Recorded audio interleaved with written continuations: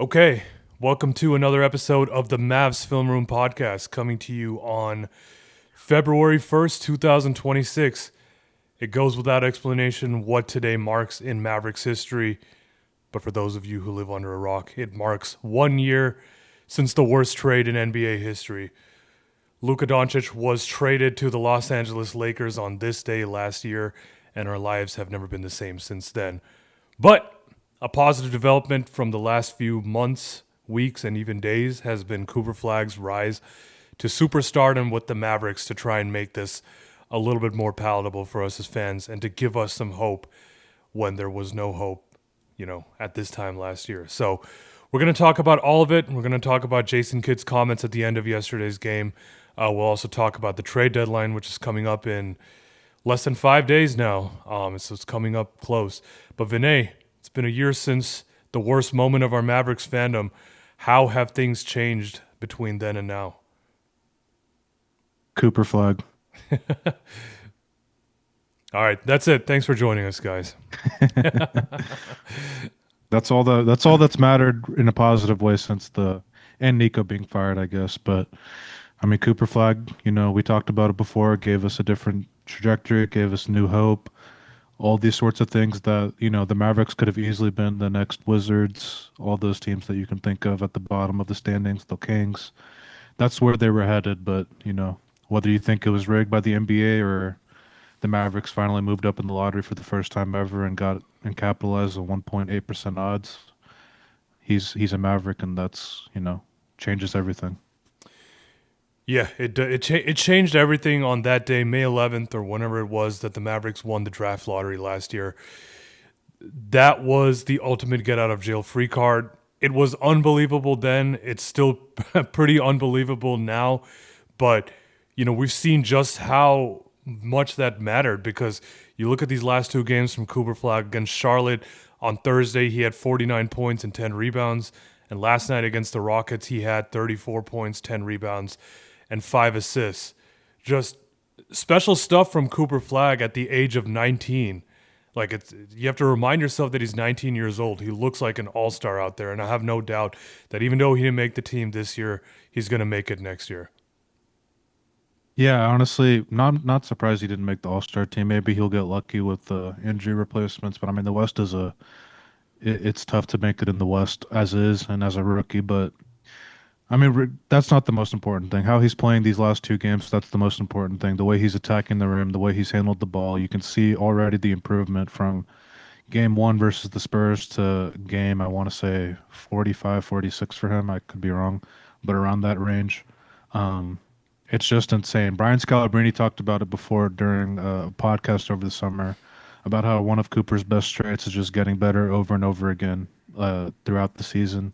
How he's a supercomputer and how you can just tell him something, he'll just improve upon it immediately, which is just like development's not always linear going forward. Like it's spotty usually, but I mean, so far from what we've seen in the small sample size of games, he just is continuing to get up and up and up and up and up, and it's terrifying. Like he wasn't supposed to be like this point guard type of player, and whether it's through necessity, whether it's through Jason Kidd trying to develop some skills into him, he's flourished in that role. And the Mavericks don't have the most ideal spacing. They don't have another ball handler. Like even when Luka was at his best, he flourished next to another ball handler, and he hasn't really had that luxury. So it's just like beyond impressive what the kid's doing these last few games and really all season. Yeah, absolutely. I mean, we've watched this team for better or for worse since the beginning of this season. Like I personally did not think at this time last year that I would be watching as many Mavericks games as I have this year, but I honestly have watched most of the games. And really Cooper Flag has been the reason for that. And from game one against the Spurs, when he played point guard, like we all saw how rough that looked. I think he finished that game with 11 points to now scoring in the 40s and in the 30s with good efficiency as, let's face it, the lead ball handler. It's a night and day difference. It just goes to show you how much work he's put in this season. It's also rewarding the faith of Jason Kidd, and we'll get to that here in a little bit. But that's just what you want to see out of your franchise player. That when there's something that they need to work on, they work on it, they get better at it, and you see the improvement. A lot of players, like, we hear about improvement that they did over the summer or throughout the season, but it doesn't necessarily manifest. In the case of Cooper Flagg, like, you can see the improvement happening before our eyes. Yeah, and honestly, when you think about the superstars in the NBA, you think of Giannis, Shea, Luka, Jokic. You don't talk about like their defensive ability necessarily, but it's about like what they do with the ball in their hands. And you can see right away that Coop's going to have the potential to be a superstar just based off what he does with the ball in his hands. I'm not saying he's going to be Luka or Jokic as a playmaker, but honestly, like as a scorer, he might get to that level. I mean, he's already doing this without a three-point shot that's consistent, and I mean, like I keep saying over and over again, his teammates right now are eerily similar, honestly, to the Wes Matthews, DeAndre Jordan, Harrison Barnes team that Luka played with his rookie year. And the point being, like, these players don't necessarily fit next to Coop. These players on the current team aren't the best of best players. Obviously, Kyrie and AD are out, and whenever they play, if they do play for the Mavericks, in AD's case, that'll help out Coop. But I'm just blown away by the kid, and I think I've told everyone that would listen to me about how I think he's going to smash even the year one expectations, even with all this crazy hype that he was getting, and this lately especially has just even surpassed that. Like I didn't think he was going to be like this with the ball in his hands immediately. I knew he could make passes. I knew he could do basically everything on the court, but uh, for him to capitalize on the point guard assignment, you know how he has, it's insane. Yeah, it is insane. And I mean, he's surpassed my own expectations too. I mean, I felt that his offensive game was raw, but you you look at how easily he's able to just get into the lane with that first step and have so many creative ways to finish at the basket. I mean, he's so proficient with his left hand already at age 19, and he's got that little floater. He's got the hang time. He's got the athleticism. You see him posterize guys. I mean, he posterized Clint Capella last night, and then against Charlotte, he did it against a player whose name I don't remember, but um, I I think it's Diabate. That might have been the guy that Musa Diabate. yeah, I think exactly. it was. Yeah. It was him. But back to back games with poster dunks, like, you're seeing the full offensive arsenal on display. And I think the 3-point shot is really something that is going to be the biggest area of improvement for him. But if this season is any indication, I have no doubt that over the summer, that's going to get fixed too. We haven't even talked about his defense yet. It almost feels like every single game he gets at least one of those chase down blocks off a turnover. Like, that's one great thing about him is, like, yes, he will turn the ball over, but he's running back on defense, off on players, finishing at the rim. He's just the full package, honestly. Yeah, his help side defense is special. Like that's why personally feel like his best suited defensive role is not necessarily guarding the best players in the world, but it's guarding the corner to where he's able to help out and impact the defense and just wreck the game on that standpoint. But I mean, he does everything on the court. He has polish on both ends. Like for as long as I've been kind of following the draft, I don't recall a player that has that type of polish entering before he plays a game in the NBA, just having that much polish on both ends. Like I mean, Wemby was a crazy prospect, but he did not have this type of polish. You can even see it, this year with inconsistency with Wemby's offensive game, that he doesn't have that year one polish that Cooper did. It's just Mavericks got unbelievably fortunate. Like getting two or three to me is way different than landing Coop, in the draft lottery. Like it wasn't enough just to get the top four. Like we had to get the first pick to save the situation, and we did. We did. And I've talked about it several times at this point. Like, I was watching the draft lottery at the Denver airport, and, when it got down to those last two picks, it was the Mavericks and the Spurs. And I was like, the Spurs are going to get the number one pick because they always do. And somehow, when Mark Tatum pulled the Spurs logo out of the envelope for the second pick, I just like lost my mind. I could not believe it. And it's since then, like, this experience has kind of been everything that I had imagined since then in terms of Cooper Flagg. Like, he is having, I'm getting that same feeling that I had during Luka Doncic's rookie year, where you watch this guy and you're like, wow, he is going to be a superstar. Like, he is going to take our franchise to the heights of the NBA. Like, when Luka got drafted and we saw what he was doing, I think we had no doubt in our mind that he was going to take us to the playoffs, to conference finals, to the NBA finals. I don't want to pile on expectations to Coop, but at the same time, like, he's just that good. And I have that same feeling now. If the Mavericks can continue to build around him, I have no doubt that he's going to take them to heights that, they've been and should be at this point. But they traded Luka, obviously, but I don't know if that made sense, but No, it made sense to me. I mean, like, I think I tweeted out the other day about how, despite the Mavericks not having all these draft assets coming up until 2032, where they don't have control or they owe pick swaps or whatever it is, like GM candidates should be like excited or begging or on their knees, like all the above, to come to Dallas to build around Coop. Like, I'm serious. Like, you don't yeah. get the opportunity to take over a team build around a player that good. It's not something that happens every day. Like, GM jobs come open here and there, but having the opportunity to build around a 19-year-old Cooper Flagg, and you're also the guy taking over after Nico Harrison, which I mentioned before is like the opposite effect of taking over after Nick Saban for Alabama. Like, I can't. This job in general just has to be super attractive, which, I mean, they should be able to get the best of the best candidates that maybe aren't necessarily GMs at other teams, but the second guy on a great team, like that type of candidate, just makes a lot of sense to me. And uh, part of the reason why I don't think they should just settle on Jason Kidd at GM, whatever smoker is coming from that rumor. I have a take on that, but maybe we'll get to it later. But yeah, I agree. Like, Cooper Flagg is the singular reason for hope as fans, and he is enough of a reason to make the Mavericks general manager job attractive. Like, yeah, they don't have 30,000 picks like the Thunder, but they have Cooper Flagg. They have some interesting pieces like Max Christie and Najee Marshall, and even Derek Lively, if you haven't given up on him yet. So there's plenty of reasons for someone to take this job. And like you said, the chance to kind of be the guy who rebuilds the Mavericks, is it's a layup for whoever takes over. They just don't have to trade Cooper Flagg. That's the standard at this point. So I think for those reasons, like you said, it's an attractive job. They should be able to get someone accomplished. And the Jason Kidd thing, I think it's just a rumor. I have a hard time believing that they'll settle on him.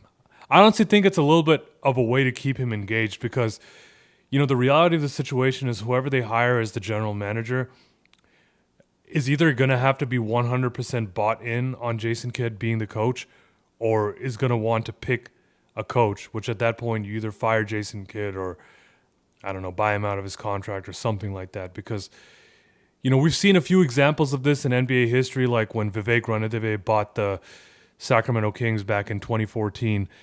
They had a coach in place, and I forget who the coach was, but they didn't have a GM. So the coach was there, and then they hired a GM, and it caused all sorts of problems. All this to say, Jason Kidd's future, I think, is less certain than people like to admit. But he needs these GM rumors to stay engaged when he just got an extension. 2 years in a row at this point. Like, he got one after the finals, and then he got one. I don't know why. He got one because he was linked to the Knicks job, but if you think about it, if I mean, I don't know, I switch my mind every day on it, but if he had a say in trading Luka and the Mavericks missed the playoffs and then he got rewarded with an extension, he still needs to get engaged beyond that. Like, I don't know. Yeah, A lot of the Jason Kidd stuff has annoyed me a lot lately. Especially that ring yesterday. I mean, let's get into it. yeah, why not? I wouldn't say that annoyed me. I think, like, it fired me up a little bit because, you rarely see Jason Kidd show that kind of fire. He's usually a pretty, calm, even-keeled guy, especially during games too. But this year we've gotten an ejection from him, and we've gotten that post-game rant from yesterday's game. I thought it was more defensive than anything. Like, it wasn't even a bad question. I believe it was Ron Harad from DLLS Sports that asked him a question like, what do you think about the national criticism of you playing point guard? And what Ron was trying to say is, you ended up being right. But I think Jason Kidd took that as just criticism and just went off on Ron for that question. And I'm trying to find the exact quote he had. So if you want to fill time, say something. Oh, here we go. So what Jason Kidd said is, I don't give a shit about the criticism. Criticism, that's your opinion. You guys write that bullshit. That's not, I've done this. I've played this game. I played it at a very high level. I know what the fuck I'm doing. So Jason Kidd took that criticism a little bit poorly, and he also may have been ticked off by the refereeing as well because he called out all three referees So by why doesn't he name. get mad? He never gets mad during the games when he doesn't when it's like too late. Like this one time, he doesn't when it's after the game too late when Cooper was getting UFC like hammered every time he went to the rim. So I don't know. It just felt that part felt a little performative. I appreciate the fire and all that, but I don't know. I see none of it during the game. There was like one instance where I saw him talking to the ref yesterday, and then other than that, it's like hands in the pocket. Okay, cool. I'm just here I watching the think game like you that's guys. I think that's just for the players, but I agree. He could be doing a little bit more during the game because it wasn't just the end of the game where I felt like the refs missed the call. Like Coop was getting hammered the entire game on drives to the basket, and Coop would make some tough finishes, and he'd end up on the floor, and there'd be no call from the referee. Like it was just very frustrating as a fan to watch that happen. So I do agree. Like it would be nice for Jason Kidd to show a little bit more fire during games, but I also think that that's not his style either. I think he's definitely changed in that regard since his days in Milwaukee and Brooklyn. But the whole comment of "I know what I'm doing," like there's no way he makes that comment if he had a hand in the trade of Luka, right? Like you can't. I don't know. Like if you have any say in that trade, then you make a dumb comment like that. If you did, like those two things don't correlate. Like you know what you're doing, but you assisted Luka in not being here anymore. Or there's no way he. I don't know. I mean, I don't think that he ever has admitted to being involved in the trade, whether he was or not. Um, No, he definitely yeah, hasn't. He hasn't admitted it, but I kind of feel like I don't know. yeah. I mean, I think he has. I think he had it's. some part in it. I think that's the one unanswered question. At 1 year from the trade, a lot has been answered, and there's been a lot of resolution, I think, on what's happened. But that's the one thing that there hasn't been any concrete reporting on was how involved was Jason Kidd. In that press conference in Cleveland the morning after the trade, I think it was Nico Harrison who said that Jason Kidd found out at the 11th hour. But Mark Stein today, in a great piece that he published, said that there's skepticism around the league that Nico Harrison didn't share this with key stakeholders in the organization outside of Patrick Dumont. So do with that what you will. Like, we may never know, but also Luka Doncic's demeanor towards Jason Kidd in all the games that they've played kind of speaks for itself too. Like, they just have not had any interaction since that day. Yeah, that's also part of my thinking that Jason K might have had something to do with it, and it has nothing to do with like the 1% chance of Luca coming back to Dallas or anything like that. It's just more so like I want everyone that had any say in that trade. If it's just Nico and he's gone, cool. Obviously, I know Dumont won't step down from the governor role, even though he should, because he's a dumbass for not understanding the most valuable commodity of the team that he's taking over. And I mean, I've talked about it before. Like, I don't know what he was thinking when he was on that finals run. He sees all these 77 jerseys in the stands. Like, I mean, that escapes me completely for a supposed good business mind. But I mean, if Jason Kidd had a say, if Michael Finley had a say, which I don't think he did, but if he did, you know, clean house of everyone that had anything to do with it. And I don't think you mentioned this part of the Mark Stein piece, but how Cuban said that for the most part, the people that whatever the quote was, for the most part, the people that I had have it something to right do with here. the go ahead. Yeah, Mark Cuban basically said the people responsible for that deal are for the most part gone, which I think was necessary. So for the most part gone. Obviously, Patrick Dumont, like you said, bears a lot of the responsibility, in my opinion. Yes, this was Nico Harrison's trade, but I think it reflects equally, if not more poorly, on Patrick Dumont for not doing his homework and blindly approving the trade. So obviously, he's not going anywhere. He owns the team, but Nico is gone. Jason Kidd. I do agree that like we're just heading into a new era of Mavericks basketball, and Jason Kidd is very much part of the previous era. Like, I don't think the upside to keeping him as the coach outweighs the benefits of potentially moving on from him. And I say this as a guy who likes Jason Kidd, but in sports things run their course, and I feel like the Jason Kidd era, that previous era of Mavs basketball has run its course at this point. Like, there's no reason to hold on to that because it's over. Like, I'll say this as far as like the uniforms too. Like, now it's not. it's just a new era now. Like that old era of loyalty, of all this like fun stuff that we grew up with is gone now. So you might as well just revamp the entire thing and start afresh. And you have Cooper Flagg, so that's a good enough reason to do so. Um, the one positive thing I'll say about Jason Kidd is I think he has shown with Giannis, with Brunson, that he has the ability to kind of mold these players into great ball handlers, into honestly superstars. In Giannis's case, and whatever you want to call Brunson as a star, borderline superstar, like he's definitely shown the ability to develop these guys, and I think he's already shown wonders for Coop because I don't know how many coaches are confident enough in their job to play Coop at point guard, which honestly it was the best thing for his development. Like you want your stars playing with the ball in their hands, and that's what Coop's done. And I mean, we're reaping the rewards of it right now. But in terms of the X's and O's, in terms of I don't know, the whole ball knowledge stuff, like I don't know if he had to say in the Luka trade, but if he did, I don't want anything to do with him in the organization, just off a basketball IQ standpoint. And then the GM stuff, I mean, I'm probably more scared about it than you are, but the fact that there's smoke around it just like scares me because like this GM hire is as important as anything the Mavericks have going for them right now besides Coop's development, and even might be ahead of the list of priorities ahead of this 2026 pick. And if you've watched the podcast, you know how enamored I am with that pick and what it could turn into.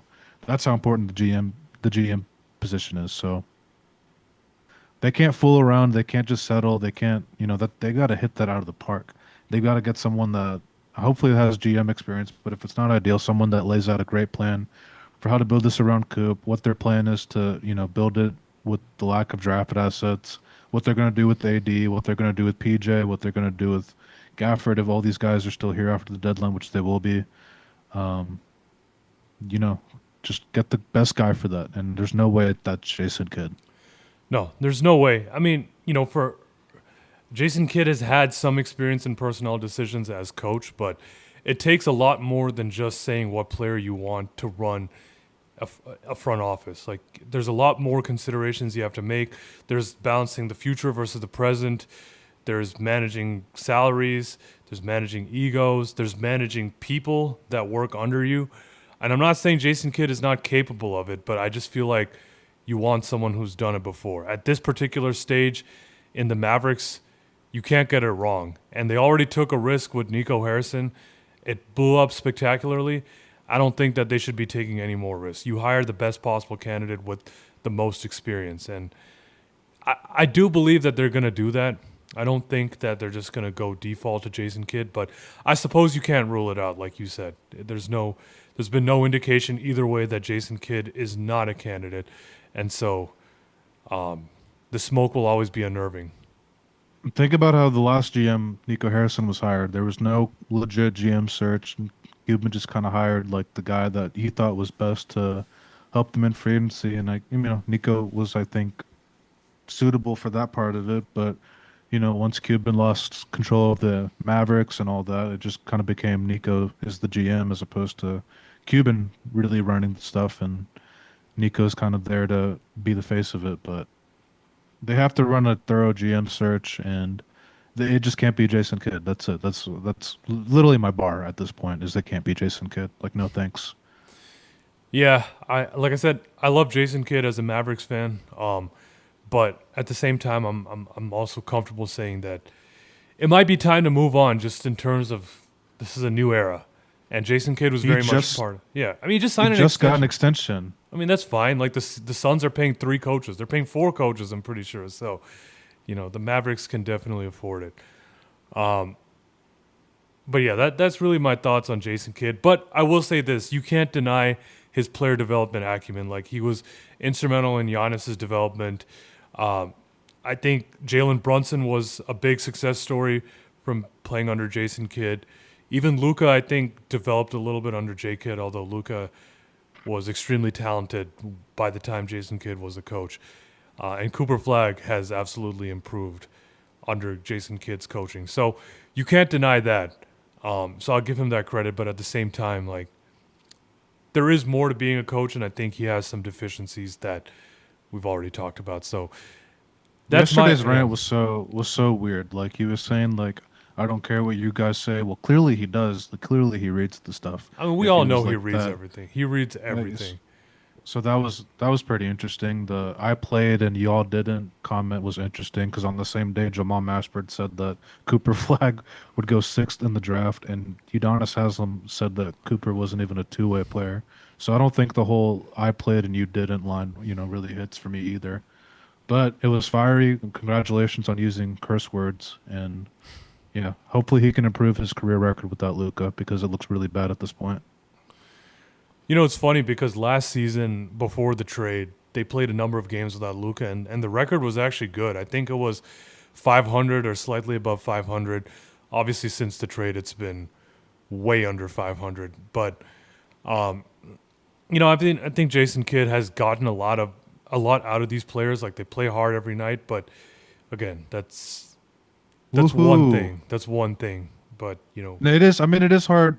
The NBA season's a marathon. They travel so much. It's hard to get players to play hard every night. And to Jason Kidd's credit, the Mavericks do that. The Mavericks have done that even after the trade, which I think, for how hard they play, it probably is like concerning that they lose a lot because that just probably shows the lack of talent, the lack of skill set that these rosters have had since the trade.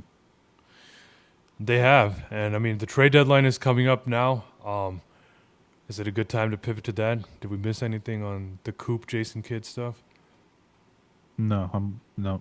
Yeah, I mean, trade deadline is coming up. It's a great chance for Matt Riccardi and Michael Finley to show what they've got in terms of being lead decision makers. But at the same time, I don't know about you, Vinay. I don't expect much, if anything, to happen with the Mavericks. There just doesn't seem to be much momentum behind things, and there's obviously 4 days remaining. A lot can change in that time, but I'm not banking on it. Is what I'm trying to say. But something has to happen, right? That's what we think, You, they're but just they're just going to be cool with swimming an apron underwater as a lottery team. I don't think that. I mean, I definitely think they want to do something, but you look around and you look at what Mark Stein has been saying for a while now. Is just that the Mavericks have so much future money on their books that it's going to be difficult to get any sort of interest from teams to trade for those players. Like, D'Angelo Russell has been in trade rumors recently with the Bucks, but the Bucks apparently asked D'Angelo Russell to decline his player option for next season and re-sign for the minimum. And D'Angelo Russell was like, no. And those trade talks fell apart. Klay Thompson, I think, should have interest in theory with how well he's been playing, but it seems like that 17.5 million that he's owed next season is scaring teams away. Same thing with Daniel Gafford was, I think, one of the hotter names on the trade market earlier in this season, but according to Mark Stein, like, Robust trade market. yeah, we heard that a lot, and now Mark Stein is saying that it's been very quiet on that front.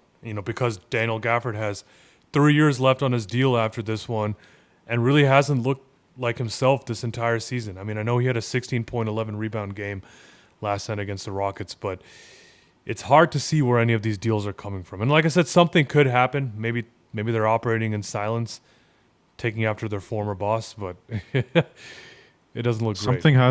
Something just has to happen. Like I don't care what it is. If you're taking even less than what the fans expect for one of these guys, like if you're helping out your books, you got to help out your books because they can't be in apron territory and all this stuff before the draft. And there's not a lot of time in between like the finals, which is after the finals is the next time they can make a trade after the deadline passes. There's not a lot of time in between that and the draft. You got to be flexible for the draft.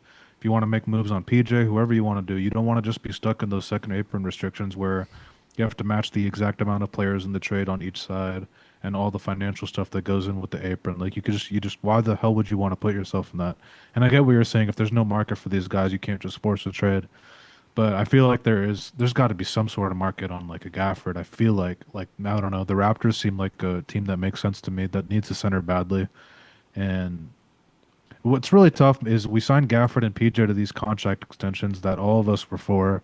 And in PJ's case, we didn't even care about the fact that he wasn't trade eligible to the offseason. It was just like something we brushed off. And now it just seems like both those contracts are hurting us in their own ways.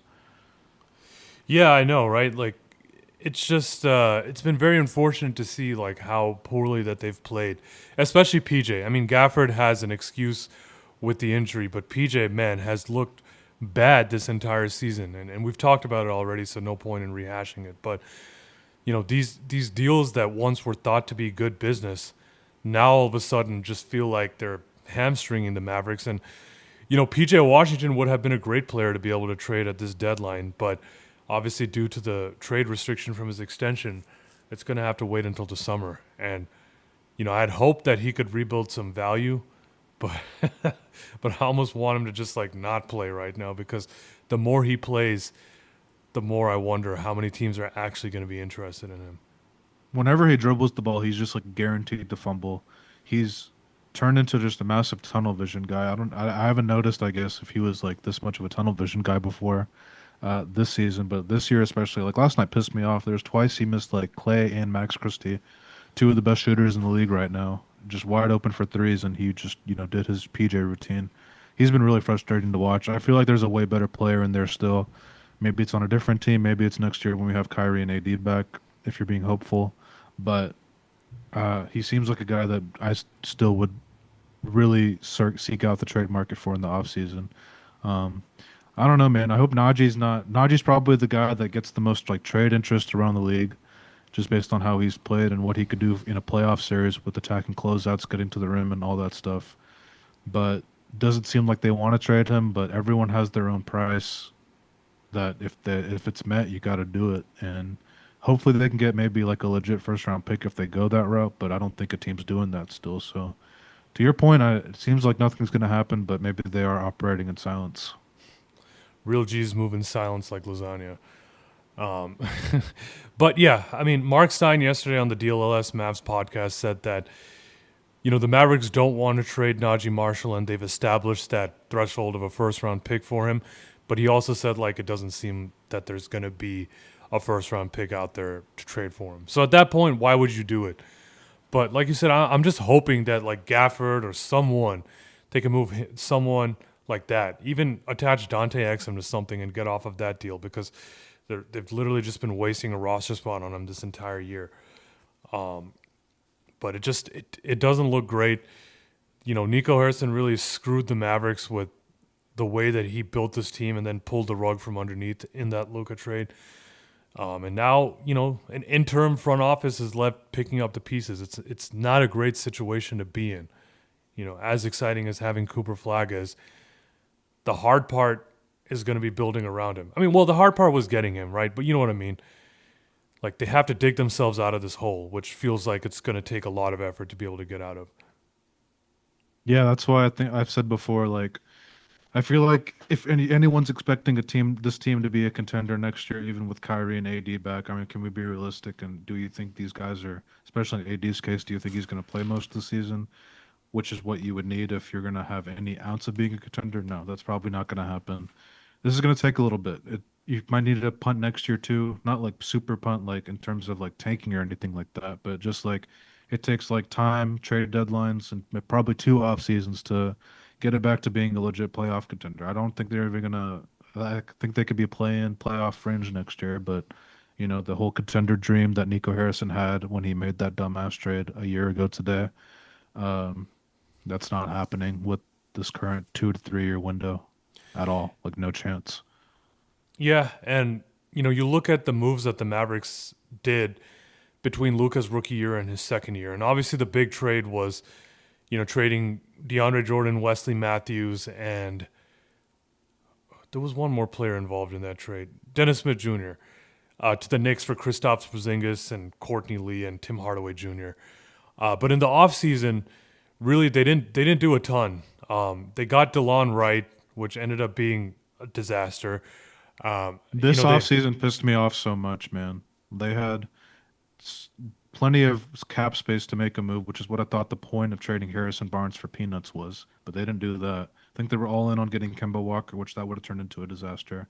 I thought they should have gone after like Danny Green, Patrick Beverley types, because you need defenders around. They did, KP. But then Danny Green strung them along for like 2 weeks, and we had to listen to his podcast. Don't remind me about that. But but the point I was trying to make was that season, the 2019-20 season, the Mavericks made the playoffs not because of like the team that they built in that offseason, it was purely because Luka just took that big of a step between year 1 and year 2, and went from being a guy who showed a lot of potential to being a superstar to literally being a first team All NBA player in his second year in the league. And if Cooper Flagg does that next year, then I do feel like the Mavericks will contend for one of the lower playoff seeds. But like just the lack of shooting, the lack of point guards, this just weird fitting roster, it might be too much to overcome. In that case, like they were at least able to shuffle the roster a lot with the Kristaps Porzingis trade. I don't see even any sort of deal like that happening at the deadline. There might be one guy, like if Dante Exum is the only Maverick traded, this roster is still the same. And even if Daniel Gafford is traded, the roster is still largely the same. And I expect it to be the same going into the offseason. That's just where I'm at this point. I think someone will get traded. I don't know who, but I just feel like it's just like paramount something happens. So hopefully you can swindle a team or something. But something's gotta happen, man. We can't go into the off season in this apron territory. You just can't do it. So we'll see. Yeah, I don't know, man.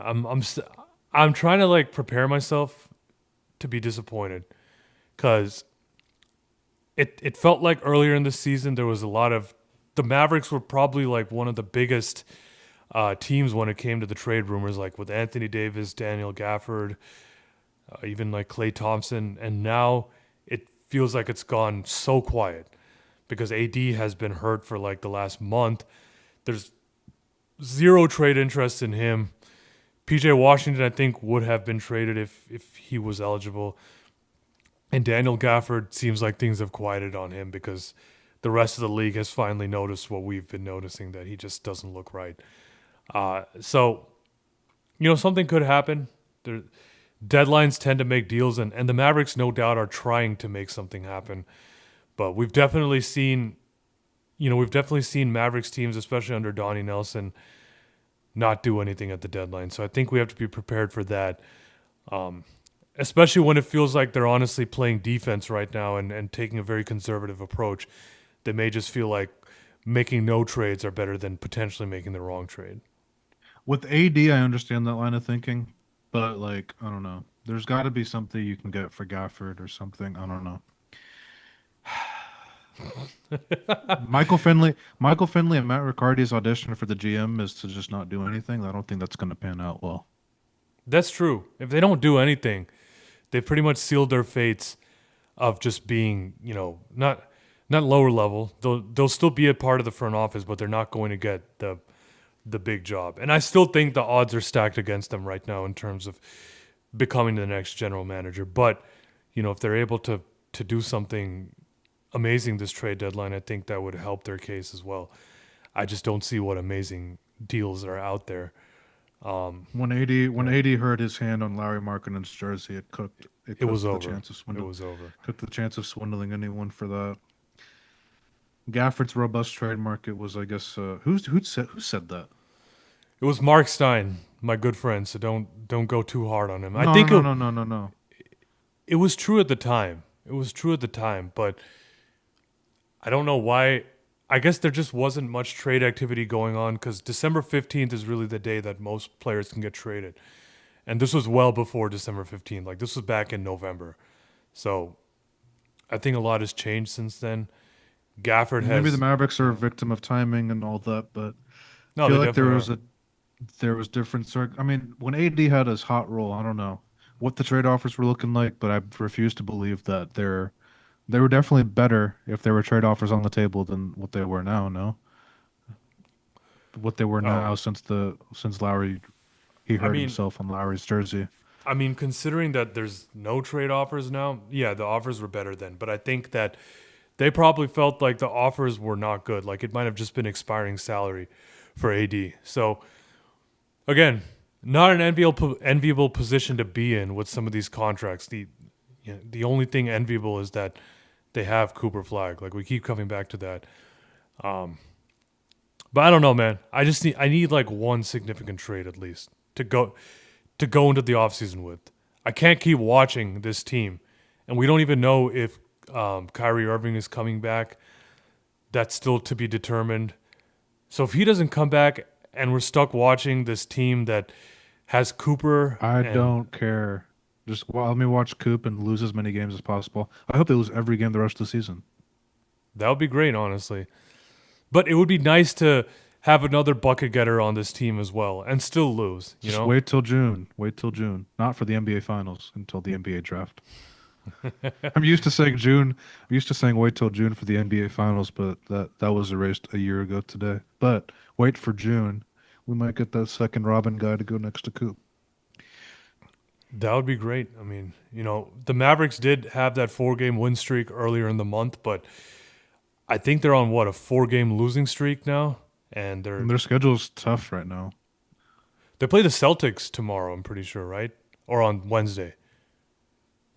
Tuesday or Wednesday I think. Let me just or check this. Thursday. I think it might be Thursday. They No, might it's have Tuesday. one more. It's Tuesday. It's Tuesday versus the Okay. Celtics. Yeah. And the trade deadline is 2 days after that at noon. And then they play the Spurs at 7:30, and the Spurs again on Saturday. Oh, they got a home and home It's against actually the a great. Spurs. It's a great question to ask. When do you think they're going to win their next game? Yeah, I mean, you look at the schedule right now. Celtics tomorrow, sorry, Celtics on Tuesday. The Spurs at home on Friday fuck. I'm gonna start over. The Celtics on Tuesday at home. Spurs at home on Thursday. Spurs on the road on Saturday, and then they play the Suns next Tuesday. The Lakers next Thursday, and their last game before the All-Star break on the road. And then their first game out of the All-Star break is against the Timberwolves. So it's a very tough schedule here in their next 6 games. It's very possible that they lose all of them. And then the last 4 games to close out the month are like tank Super Bowls. Play the Pacers in Indiana, the Brooklyn Nets in Brooklyn, home versus the Kings, and home versus the Grizzlies. But all 4 of those teams are ahead of you in lottery odds, and it would be massive if you could lose all those games. Honestly, I hope they Yeah. don't win a game in February. It's not going to happen, obviously, but as much as it's not even about top 4 odds at this point. I don't want the floor of our pick being in a 10, 11 range. Like it's got to be 6, 7, very worst 8, 8. And that's the one thing about tanking that, it's not fun to talk about, but increasing the floor of your pick, like the lowest of where you can pick is massive to me. Because there's definitely tiers and there's tiers in every draft. This is a loaded draft, but you want to get in a certain tier where you can get a franchise changing guard if you can. Or player, you go best player available, but if you get a certain pick, you could get a Keaton Wagler from Illinois, which I think would significantly help your core with Coop. Oh, absolutely. And you look at the draft order right now, or the projected draft odds. Memphis and Milwaukee are tied for 7th at 18 and 29. Each of those teams are. The Mavericks are at 9th at 19 and 30. So there's a chance to move up if they lose a little bit more. But Utah at 6th at 15 and 35 has lost 6 games. The Grizzlies have lost There's 6 games in a row. The Bucks have lost 5 games in a row. The Mavericks have lost 4 games in a row. Like there's a lot of losing going on right now. If you look at the remaining strength of schedule, the Mavericks are still, I think, the only lottery in the top 7 or 8, something like that. So, in that standpoint, that's beneficial. But the Mavericks have also had a habit of beating good teams this year just at random times. Like, I remember that Rockets Nuggets stretch in December. Like, something like that is bound to happen. I wouldn't be surprised if they won one of these games in that before the All-Star break stretch where, if you look at the schedule and it just feels like loss, loss, loss, loss, loss, but that's exactly when the Mavericks are going to win one of these games. Yeah, I mean, I do feel like they're going to beat the Pacers and the Nets at the end of this month. Maybe they get one of those games against the Spurs as well. But at least for the next 6 games, I think they're set up pretty well to really improve their draft positioning. So, there's reasons for hope. As much hope as losing can provide you, the Mavericks are set up well for that. But, trade deadline is the first order of business. I guess they got one more game until the trade deadline, which is the game against the Celtics on Tuesday. The game against the Spurs on Thursday will happen after the deadline. So, it's coming down to crunch time at this point. And we know the Mavericks want to sign Ryan Nembhard and Musa Cisse to standard NBA contracts. I think that might be the biggest driver for what they're trying to do at the deadline. But I think, like you said, they have to find a way to get under the luxury tax and not be so close to the second apron. Like, this is wild that they're such an expensive team and they're so bad and so imbalanced as a roster. Well, dumbass shoe salesman built the roster, so it's not necessarily super surprising in that standpoint. But I haven't even thought about the whole roster spot situation with Nemhard and Cisse. I think Nemhard has less than 10 games. I forgot what the number is on Cisse, but if they don't make any trades, then how are they going to come up with roster spots? Yeah, that's exactly true. I think that they have enough games to last until the All-Star break or the trade deadline, one of those two. They're definitely coming up on their NBA limit, but they have enough games, I think, to make it to the trade deadline. But that, like I said, that's only one more game. So I don't know. Unfortunately, I don't have the exact number because these guys have been active for some games that they haven't appeared in. But it's coming down to the point where they have to make a move to free up a roster spot. Otherwise, they'll be ineligible to play in these games. Sick situation. Amazing situation. I still remember last year when Brandon Williams ran out of NBA games and they couldn't sign him until like the end of March because they didn't have the flexibility under the second apron to do so. Like, it's just insane to me. Insane. But that's the situation that Nico Harrison put us in and hasn't been able to get us out of it. Fucking hate that guy. I hate him so much, man. 1 year since the trade. It still hurts, man. It still hurts. We talked about it after last Saturday's game against the Lakers that we went to. You know, it almost made you a little bit more sad to see Luka still show love to the community and put on another uniform. It's something that we never thought would happen, and yet we're forced to confront that reality like every single night that the Lakers play. I think it's really funny, and I feel like someone made a cruel joke at the NBA schedule maker's office about scheduling. I mean, they had to have known February 1st was, that was one of the biggest days in NBA history, frankly, but definitely one of the biggest days of that season, just overall in terms of popularity. Like, that trade was bigger than the NBA Finals. Like, that's not a hyperbole. That's literally just factual. It's like, it was way more culturally relevant, than the NBA Finals were. But of course, the NBA scheduled Jalen Brunson versus Luka on the first year anniversary of that trade. That is crazy to me. And like, all I could think about was how that was the Nico Harrison Super Bowl of guys that were just given away. Nico's not 100% responsible for Jalen Brunson not being here anymore, but I mean, worst case, they had a chance to just throw a Hail Mary offer at Brunson to keep him here, and he's no longer here. And then obviously we know what he did with Luka, but yeah, that trade still obviously hurts. I feel really strongly that the Mavericks would have been one of the contenders last year for the championship. Would have been a contender this year for the championship. Just Next year normal too. Injury luck. Next year too. The year after that, and you can go on and on and on.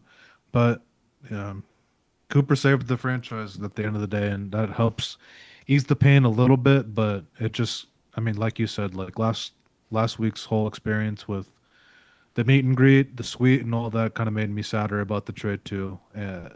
Just like the type of guy he is, the connection he had with the city, and all that good stuff. Yeah, I mean, it's just like we said 8 years ago when we drafted Luka. I don't think we expected to be sitting here spinning tankathon and counting ping pong balls. Like, we expected to be competing with championships with Luka, and we got that a couple of years ago in the 2024 finals. It felt like we were going to be back. I know nothing is guaranteed in the NBA, but when you have a player like Luka, it felt like we were going to be back. And we talked about already how most of these superstars never won their first championship or first appearance in the finals, whether it was Dirk, whether it was LeBron, whether it was, I don't know, name another superstar, someone else. But I can't. Dirk and LeBron are enough. Because the guys I was thinking of, Jokic, Giannis, and Shea, I think they did one in their first appearance. Yeah. I was thinking about that too. But the point is that, the point is that you have to see it through. Like, it's rare to be able to win in your first chance in the finals, and There's been examples like Shea, like Jokic, like Michael Jordan, but for LeBron James, who's won 4 titles, it took him losing in the finals in 2011 to the Mavericks before coming back and winning the next two, and then winning I two mean, more LeBron later. lost in his first. LeBron James, the in my opinion greatest basketball player to ever touch a basketball, lost in his first two finals. And granted, a lot of it is team build, but '07 versus the Spurs and then 2011 versus the Mavericks, lost both of them. And then in Luka's case, like the Celtics were just a better team than the Mavericks. And on top of that, Kyrie shrinks when there's a leprechaun on the court. I hate to say it as a Kyrie fan, but it's just true. It's literally just true. And the rest of the team didn't show up, but for some reason the takeaway was Luka's blow by percentage. And I when he was the blame only one Brian that was, Windhorst for that bullshit. But the point I was trying to make was, and I don't know why I said it this way, but it took a lot of these all-time great players a long time, like a decent amount of time to win a championship. It took Michael Jordan, I believe, 8 years. It took LeBron 9 years. It took Giannis 9 years as well, or eight how many years. did it take Dirk? It Imagine took if Dirk 13 the years. the similarity would be trading Dirk after the '06 finals. Yeah, exactly. Like they didn't give up after that. They doubled down and they figured out ways to build around him. Like it took all these players. It took Jokic, drafted in 2014, won in 2023, 9 years to win a championship. So it takes time. And Luka made the finals in his 6th season in the league. I have a hard time believing he wasn't going to get back there. So it's I just think yeah, it's I mean that unfortunate. that year the West Finals run in 2022. I mean they way overperformed Luca and Brunson in 2022 and Kyrie in 2024. Way overperformed everyone's pre-playoff expectations for how far those teams were going to go. Like if you think about it, the Mavs beat that 65 win Suns team in the second round, which is one of my favorite Mavs series ever in the playoffs. And then Luca and Kyrie beat the Thunder as a one seed, the Thunder who are a one seed, the Timberwolves defense that was getting compared to the '04 Pistons. I mean, even the first round wasn't, it was like, I feel like it was a toss up for odds makers, even with the speculation about Kyrie or Kawhi's injury situation. Like, that was not an easy playoff run. And they just ran into like a juggernaut of a Celtics team that hasn't even come close to that level of being that Celtics team just because of salary cap maneuvering and all that stuff that we just caught at the worst possible time. So he would have cracked the door open at some point in terms of winning a championship here. I fully believe that. Um, the one thing I don't know for sure is if I guess if Nico Harrison was going to make the right moves around the at the end of Well, the day, 'Cause unless Dennis clearly Lindsey was holding his hand. clearly he wasn't because he made the absolute wrong move. But yeah, it's just sad. Like that's all I can say. And we're obviously very blessed to have Cooper Flagg on the team, but it still isn't the same because I always like to talk about our relationship with the team was just changed overnight, literally overnight, and The team destroyed trust with the fan base just forever. wholeheartedly, unless you're Yeah. an idiot that thinks they were never going to win with Luca. Like they just destroyed that loyalty, trust, and all of that mantra. Which, to your point, maybe makes sense on why they should rebrand just completely. Because uh, the Dumont ownership group, Adelson, I should say, ownership group, like it's just different now. Yeah. Mark Cuban, when he bought the team, was a Maverick season ticket holder for years, and you kind of felt the Mavs fandom in him, despite of all the faults that he's had over the years. And you could have a whole podcast on all his faults he's made as the Mavericks owner. But at the end of the day, it's nice that at some point the Mavericks had like a super fan that was their owner, and we got the exact opposite with the guy that I don't even know understands basketball at all. Like, do you think he knows what the 3 seconds in the paint rule is? Probably not. He's going to become the Sands Corp CEO in a month on March 1st. So I think his priorities lie elsewhere than with the Mavericks. So it's a far cry from, like you said, the Mark Cuban era, and for all his faults, we never doubted that he cared and had the best interests of the Mavericks at heart. So, it like Cooper Flag is going to paper over a lot of the issues that the Mavericks are facing right now, but the fan base is never going to give the benefit of the doubt to the Mavericks. They're never going to have that, I won't say blind loyalty, but for lack of a better term, they're not going to have that unwavering loyalty to the team anymore. Like everything is going to be very skeptical. People are going to be cynical about the team, and it's going to take a lot to, I think, win the fans back to even close to the level that they were dialed in before the trade. Yeah, I mean, like you said, Cooper helps a lot, but getting the GM right, hired right, that is going to be able to build this team around Cooper properly is massive. Arguably bigger and more important than the 2026 pick, even though that's also massive in its own way because you got to hit on that pick, hit it out of the park, and get a guy that fits next to Coop. Because like we keep beating to a dead Maverick at this point, we don't have control of our own first round pick until Cooper's 25 years old, which is still young, but he's also like 19, so that's 6 years away.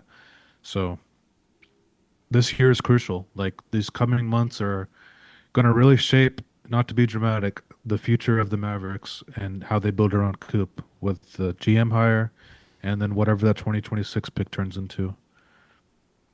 I think you said it really well. This it's a pivotal few months for the Mavericks, and like we talked about on the last podcast, the draft lottery is not that far away. It's a little bit over 3 months away. Like we know how fast time flies in the NBA, and so a lot is going to happen. A lot needs to happen for the Mavericks to get back on track right now. This has been a fun season, and I think we should enjoy it for what it is in terms of Cooper Flagg's development. But the rubber is going to meet the road pretty soon, and real expectations are going to start to settle in. And yes, the Mavericks are handicapped in that they don't own their picks or control their picks for the next 6 years, but that excuse is only going to go so far. They're going to have to figure out how to make the most of that, and that's why hiring, a competent leader is the most important thing, because culture is everything in sports, and the Mavericks had a rotten culture these last few years. They have to get it right, and they have to get it back on track somehow. Yeah, I don't know who that GM candidate is. Like I've said probably 7 times on the podcast, so I'll make it 8. I really hope it's not Jason Kidd. Um, if Dumont, I mean, this is not going to happen, obviously, but I have this dream that Dumont will just open up a checkbook, write 30 million on it per year, and give it to Sam Presti and see what he does with it. He'll probably say no because he has a great thing building in Oklahoma City, but at the same time, you can't, you just got to try some weird stuff sometimes, and I feel like Sam Presti's value to the work. I don't know what he makes because it's not necessarily public, but it's not 30 million for sure. I don't think GMs make that much money. Um, Some so of them do get you're, franchise equity, though. Like Tim Connolly in Minnesota got some equity in the franchise. I think Steve Kerr, when he was the GM of the Suns, also had equity. So I do think that that should be on the table for the Mavericks as well for attracting a top candidate. No, I'm being serious. so I mean, if Sam Presti's listening to this, probably not. He's probably scouting or something, whatever he does with his free time these days. But just offer open checkbook, offer Sands Corp stock, offer franchise equity, give whatever he needs. Because I mean, everyone has a number. You can't say no to life changing money. And I mean, that's not going to happen. Obviously, I'm just saying like what I would do if I was in Patrick Dumont's shoes. But he probably doesn't even know who Sam Presti is. I mean, I think that's why they'll probably, hopefully, hire a firm to do that search. Outside of Oklahoma City, where would you look though? Like, what are some of your well-run NBA franchises? It's a good question. San Antonio seems like they're building nicely. Um, like they've done a good job of being patient with these first round picks that they've just accumulated. But I mean, I always say that I've said this before, but I don't think I feel like teams are going to be more cautious with trading their first round picks away with this whole apron era situation. So I feel like trying to mimic exactly what Oklahoma City and San Antonio did with their rebuilds is going to be difficult, especially that we're already behind the 8 ball with our pick situation that we currently have. It's just like it's going to be hard to obtain that type of pick capital that those teams had. But who else is doing a good job? I don't really Boston. know. Oklahoma, Boston for sure. Whoever I guess is under Brad Stevens. Um, I don't know who else comes to mind. Portland. I'm not saying they're a model franchise or whatever, but I looked up their pick situation and they have like so many Milwaukee picks coming up that whoever orchestrated that Drew Holiday trade, or not the Drew Holiday, was it the Drew Holiday? The The Dame Damian trade. Lillard trade. Yeah. Whoever orchestrated those trades maybe hit them up, but probably Oklahoma City and Boston would be the two, and San Antonio. Yeah, I think those are kind of the model franchises today. So we'll see what they can do.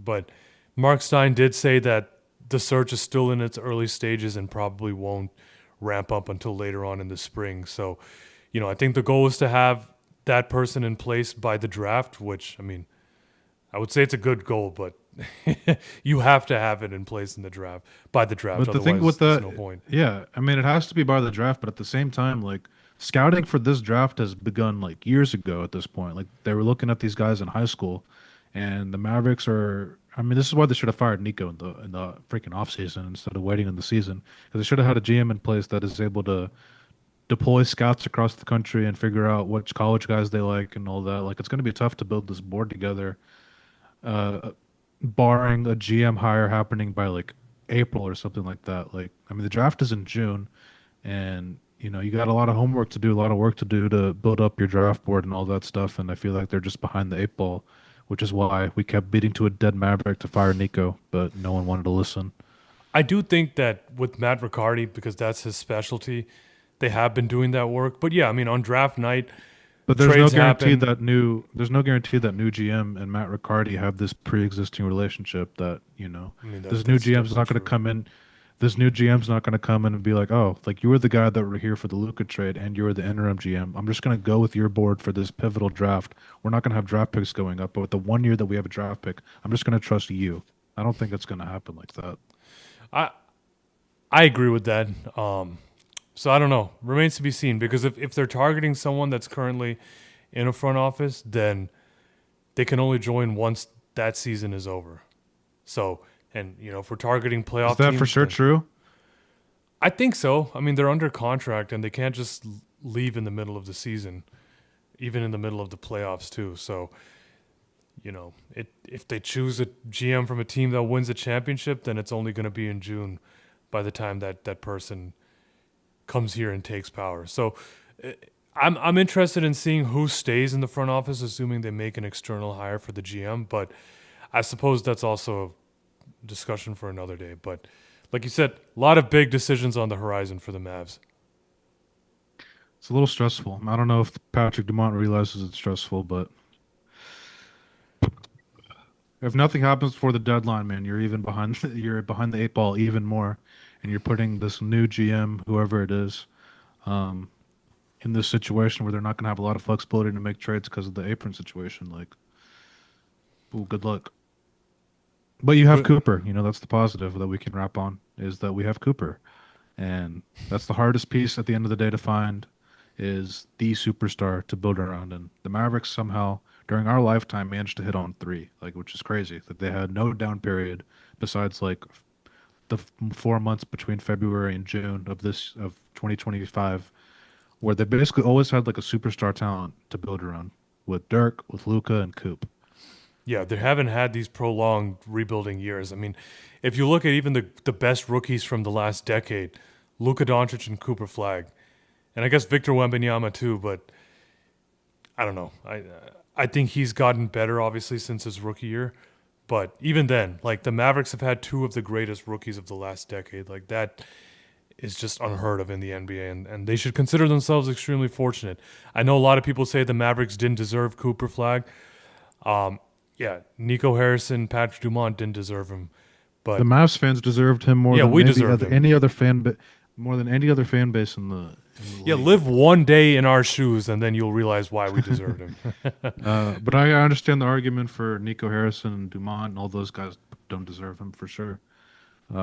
I actually heard that yesterday from a Rockets fan that you don't deserve Coop. Like, I'm sorry that, it took us 1 year of a draft to have a better young player than any of your young players through your years of tanking.